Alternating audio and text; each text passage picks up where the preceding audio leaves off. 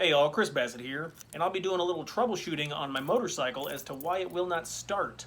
Let's get into it. So I'm going to start off by making sure the ignition switch is on, and then we're going to turn the engine run switch in the on position. Pressing the start button gave me nothing, just an audible click. So there's a 90% chance that I have a low or defective battery. So I'm going to go ahead and remove the battery. There's a link for that video at the end of this one. And then get out the tester. So set the tester to DC volts 20 and then connect the positive and the negative terminals. Red is for positive, black is for negative. Since my bike is a 2000 Sportster, I do notice it vibrates really bad and the connections on the batteries are constantly coming loose.